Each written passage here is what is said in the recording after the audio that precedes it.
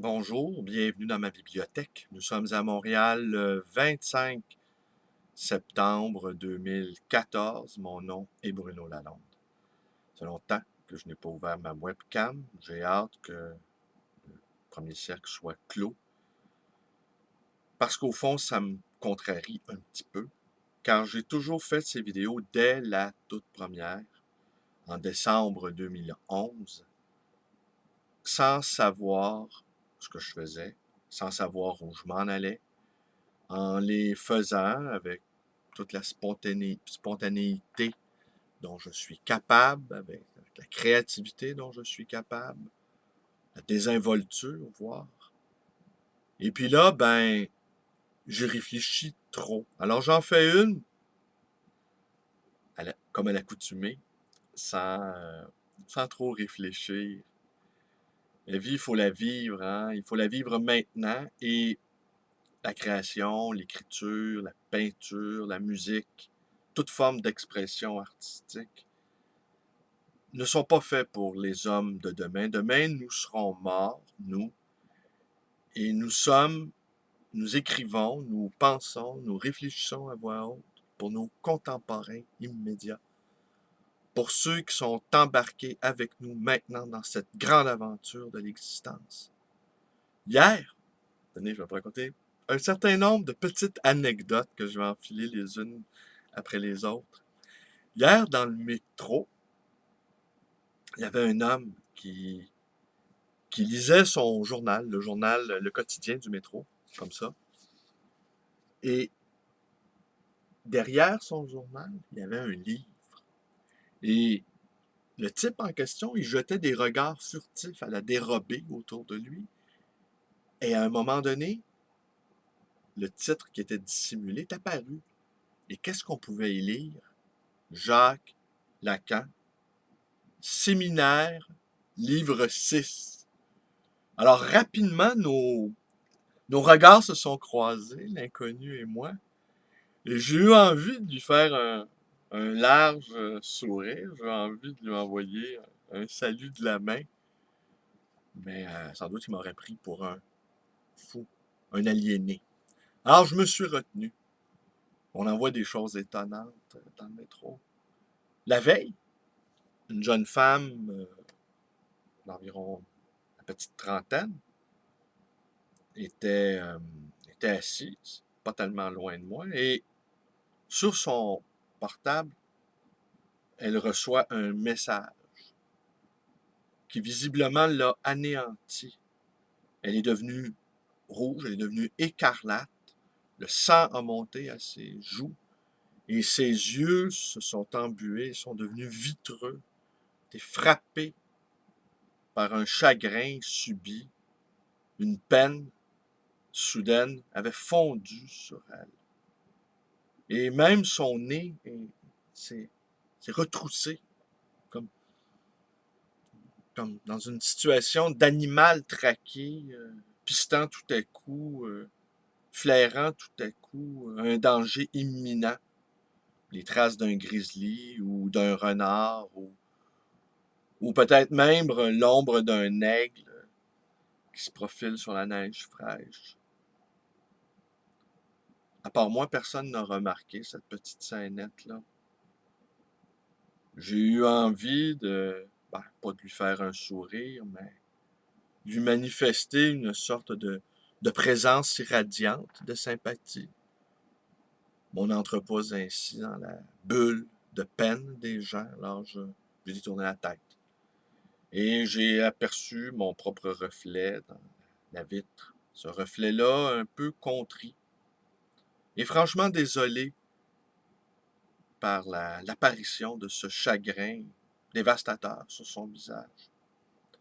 Alors, il y a 2 jours aussi, j'ai participé à une séance d'information pour les petits commerçants de Côte-des-Neiges et Notre-Dame-de-Grâce. Nous étions une petite quinzaine. On a eu droit à toutes sortes de démonstrations d'un conférencier qui nous a expliqué comment relancer son chiffre d'affaires, comment utiliser la publicité correctement. J'ai appris un certain nombre de choses, d'autres, je les savais déjà, d'autres, j'en avais l'intuition, mais il nous a expliqué une chose, c'est que tout commerce, toute activité économique comporte 4 phases. La phase de lancement, la phase de croissance, de maturité et enfin de déclin. Et que tôt ou tard, nous arrivons à cette dernière étape. Ce que je ressens fort vivement chez moi, je sens que je suis en déclin. Mais est-ce que ça m'affecte tant que ça sur le plan humain, sur le plan psychologique, sur le plan émotionnel? Je vous dirais que non. Évidemment, ça m'affecte sur le plan financier. La difficulté à payer mes factures, les fins de mois sont de plus en plus difficiles.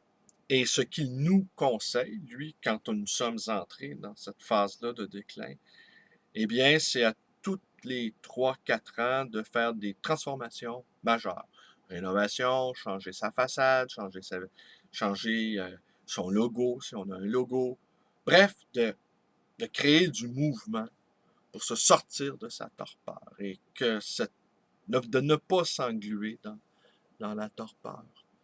C'est sûr, le marché du livre d'occasion, du livre d'ancien, est un très, très, très curieux marché qui n'obéit pas aux règles habituelles du commerce, je vous dirais, car le livre ancien se vend difficilement, mais quand il se vend, les marges bénéficiaires sont importantes, mais cependant, il nous faut le conserver longtemps, ce livre-là. C'est-à-dire, il faut le climatiser, il faut le chauffer, il faut... J'explique souvent à mes clients que même quand on me donne des livres, ce qui arrive quand même assez souvent, eh bien, il y a un coût d'entretien, il y a un coût d'opération lié à ce don. Qu'à partir du moment que j'ai le livre entre mes mains, eh bien, je vais devoir dépenser de l'argent pour le vendre. Oui, parce que bon, je vais le manipuler, je vais l'évaluer, parfois je vais le nettoyer, je vais le déposer sur la tablette, et à partir du moment qu'il est sur la tablette, eh bien, le compteur commence. On calcule qu'un livre sur une tablette d'une librairie, disons comme la mienne, peut coûter jusqu'à à peu près 2 $ par année pour qu'il soit là, simplement. Chauffé, climatisé, taxes inclus, loyer payé.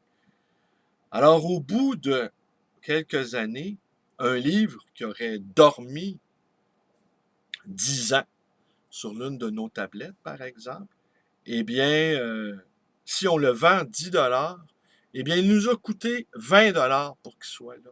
Alors, normalement, on aurait dû le, le retirer des tablettes. On aurait dû l'élaguer.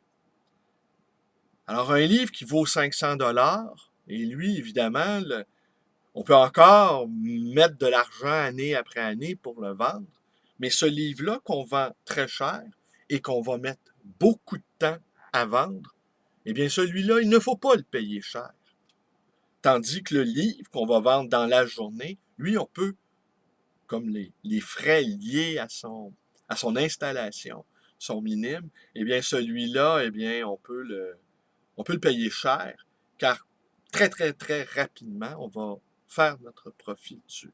Tandis que le livre très rare, on va mettre beaucoup d'années à le vendre et, euh, et on va devoir en plus en prendre soin parce qu'on ne traite pas un objet rare de la même manière qu'on traite un objet de consommation courante, qui ont été conçus évidemment pour être obsolescents assez rapidement, ce qui n'est pas le cas des livres anciens qui ont été précisément conçus pour durer. Alors, c'est toutes des considérations que les gens qui ont fait HEC, par exemple, ont beaucoup de difficultés à comprendre que nous travaillons avec des matériaux nobles, anciens, et qui méritent un traitement différent des objets de consommation courante. Alors, à cette réunion-là, eh bien, à cette rencontre-là, on nous a servi des croissants, très bons d'ailleurs, café et tout et tout. Et j'ai rencontré quelqu'un. Je vais conclure là-dessus. Ou peut-être, bon, non, je vais conclure là-dessus. Quelqu'un qui a ouvert une boutique il y a peu de temps. La boutique s'appelle Hemingway Boutique et Café. Et cette boutique-là, ben évidemment, on sert du café, c'est un café. Et on y vend également des articles de pêche, des livres rares, semble-t-il, et des livres rares liés à la pêche et liés à Ernest Hemingway. Car justement, comme le nom l'indique, Hemingway Boutique et Café, eh bien, un des associés est le petit-fils d'Ernest Hemingway, qui vit à Montréal et qui opère un café sur l'avenue Manque. Comme la vie est étonnante. Alors, j'étais ravi de rencontrer cet homme-là. On a convenu, lui et moi, que j'irais lui rendre visite à son café, que j'irais serrer la pince du petit-fils d'Hemingway et que lui me rendrait visite également. Et j'en ai profité, dans le même ordre d'idée, pour l'inviter à notre salon du livre ancien qui a lieu en fin de semaine, le 27 et le 28 septembre, à l'Université Guy Concordia, Salon du livre ancien de Montréal, qui a pour thème précisément les sciences naturelles. Un coût d'entrée de 6 $. Je vous invite à y aller. Si vous avez envie de discuter un brin avec moi, si vous avez envie de me rencontrer en chair et en os, hors de mon état virtuel, parce que le virtuel, je ne suis pas qu'un fantôme virtuel, vous avez bien compris. Alors, on fait des rencontres intéressantes. La vie est intéressante. Et je poursuis également mes réflexions sur Martin Heidegger. Et je m'aperçois qu'effectivement, j'ai probablement été beaucoup plus heideggerien que je ne l'ai jamais imaginé. Et il faut comprendre aussi, j'ai lu des milliers de livres, j'ai lu plusieurs livres contre Heidegger, et beaucoup d'auteurs que j'estime forts font des références à Heidegger. Et j'ai même lu, je me suis souvenu que j'avais lu dans la vingtaine, les livres que Jean Beaufret lui avait consacrés, pour m'apercevoir finalement que je connaissais mieux la pensée d'Heidegger que je l'avais moi-même envisagé, et qu'au fond, eh bien, j'avais passé ma vie à penser à Heidegger. Et c'est vrai que la parole passe avant tout. La parole est la présence, et la présence de la parole. Voilà en quoi je suis heideggerien et amateur d'Ernest Hemingway. Allez, je lui fais une petite publicité. Voilà. Alors, je vous remercie d'être avec moi. Portez-vous bien. Je vous attends au Salon du Livre ancien de Montréal. Université Guy Concordia, samedi dimanche, 27-28 septembre 2014. Et ça me fera plaisir d'échanger avec vous. Alors, j'apporte quelques livres, quelques livres rares. On va voir la suite. Sans doute, je vais encore pour l'immense majorité d'entre eux, les rapporter dans ma boutique ou chez moi, dans cette bibliothèque-là. Et puis, on continue. On continue, même si les temps sont un peu tristounets, même si l'atmosphère générale, on a eu un été, comme vous le savez, un été qui est meurtrier. Nous sommes environnés par tous les dangers. Quelque chose se prépare, peut-être. On a l'impression, de toute façon, que le ciel est sur le point de nous tomber sur la tête. Mais on n'a pas le droit de désespérer, n'est-ce pas? Enfin, le désespoir, c'est un luxe qu'on ne peut pas s'offrir, je pense. Je vous remercie d'être avec moi. Prenez la suite, page Facebook, librairie, téléphone 514-736-0999 et le Salon du Livre ancien de Montréal en fin de semaine. Merci, bonne journée à tous.